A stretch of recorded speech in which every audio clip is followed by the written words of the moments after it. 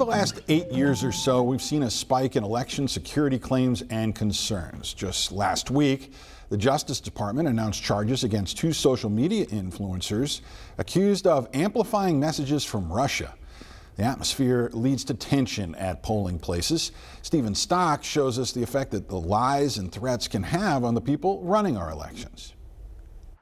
In Luzerne County, Pennsylvania, the job of overseeing elections is getting tougher as critics are getting nastier. People want someone to be executed. Supervisor Emily Cook's short tenure has been a rocky one. I was the subject of a comment that said I should be drawn and quartered. Just ask her boss, County Manager Ramilda Crocomo. We should be thanking people like Emily.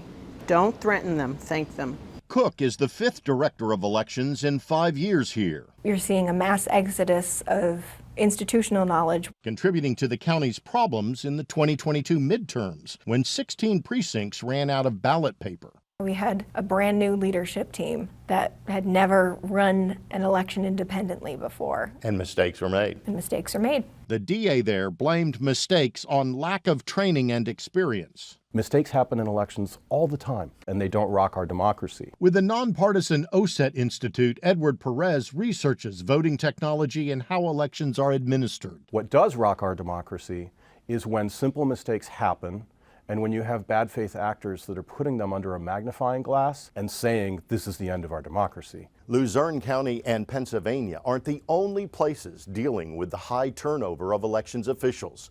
CBS News analyzed data from around the country, and we found that compared to the last presidential election, 36%, more than a third of all elections officials, are new. It's always a little bit of concern when there are new people. Republican Cameron Quinn supervised elections in Virginia and thinks change and new blood can be a good thing. You can have election officials who have been there too long and aren't really up to doing the job. The next person brings in strengths that were not the strengths of that person. Whoever's in the job must bring transparency, says Texas Democrat Dana de Beauvoir, who ran elections for 36 years. We definitely want to make sure that we've got as open a door as possible, transparently. Let the sunshine in. Let voters see what's going on. In Wilkes-Barre, that's exactly what Emily Cook and the county manager are doing. I think what we have to do, especially for this election, is come out and say what we're doing and explain why we're doing it. And it makes everyone know that our elections are secure. We created these task calendars that outline who is responsible for doing what and when they're supposed to do it. We include that in a weekly press release so that not only do we know in our office what needs to be done, but the public knows. Despite the pressures and threats, Cook says she's dedicated to the job. I absolutely love it. My great-grandmother was a poll worker way back when. I come from that mindset of serving my fellow citizens, and this is the way that I know how to do it.